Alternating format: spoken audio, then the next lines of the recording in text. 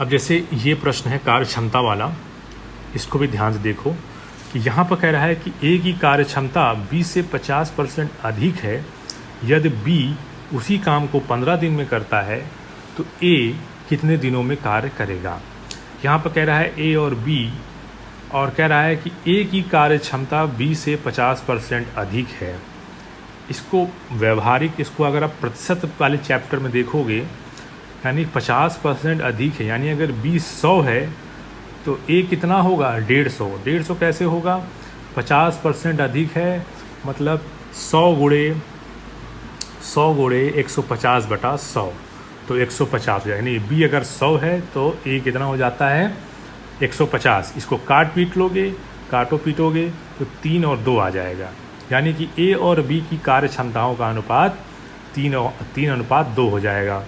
फिर दूसरा पॉइंट कहता है कि बी उसी कार्य को 15 दिन में पूरा करता है।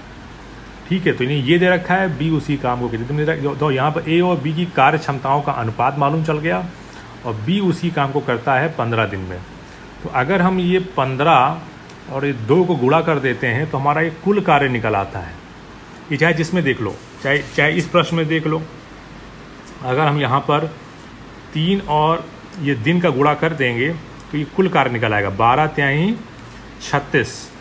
ठीक है, तो वैसे यहाँ पर देखो हमें कार्य क्षमता में ये 2 पता है और 15 दिन में करता है, तो 15 × 2 क्रॉस लगा, यानी 2 से मल्टीप्लाई है तो 30। और हमने ये कहा था ये जो कुल कार्य होता है ये दोनों के लिए बराबर होता है।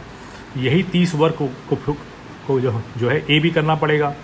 तो अब ए का हमें कार्य क्षमता मालूम है और ये कुल कार्य मालूम है, पर ये दिन नहीं मालूम है। दिन कैसे निकालते हैं, 30/3, इसी 30 को 3 से डिवाइड कर दोगे तो ये दिन निकल आएगा, ए का दिन निकल आएगा। यहाँ पर था 50% अधिक है। दूसरे प्रश्न में ए की कार्य क्षमता 20 से 30% कम है। अब यहाँ पर जैसे ए और बी, अगर बी 100 है तो ए कितना होगा 70, क्योंकि 30% कम है। यानी कि अगर हमने आपको 100 रुपये दिए और आपने किसी और को 30% कम दिए उसे 100 रुपये का, यानी कि आपने उसको 70 रुपये दिए। तो वही चीज़ 20 से 30% कम है, यानी अगर 100 है तो ए कितना हो जाएगा 70। ये प्रतिशत चैप्टर में है। और दूसरा पॉइंट कह रहा है बी किसी काम को 28 दिन में करता है। बी 28 दिन में कर रहा है, दिन पता है, ये कार्य क्षमता पता है, इसको काट पीट लेंगे तो 7 और 10 आ जाएगा। ये 10 पता है बी के लिए और ये 28 पता है, तो 28 × 10 कर देंगे तो ये 280।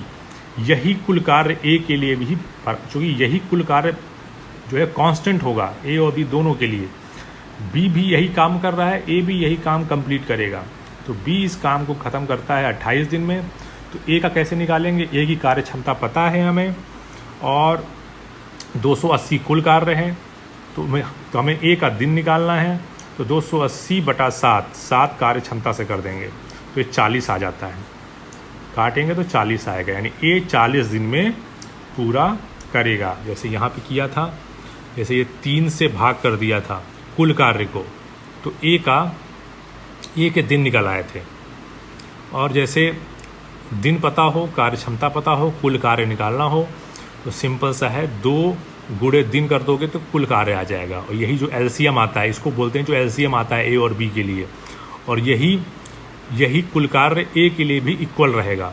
तो जब ए के दिन निकालने हैं, दिन पता नहीं था, तो ये 3 मालूम था, 3 कार्य क्षमता, 3 को जो है 30 से डिवाइड कर दिया तो ये 10 दिन आ गया, यानी ए का 10 दिन आ गया। और यही हमको निकालना था कि ए कितने दिन में करेगा। यहाँ भी निकालना था कि ए कितने दिन में करेगा, तो यहाँ पर 40 हो गया। ठीक है, ये वही प्रश्न है जो हमने कल आपको दिए थे, ये वही प्रश्न है। ठीक है।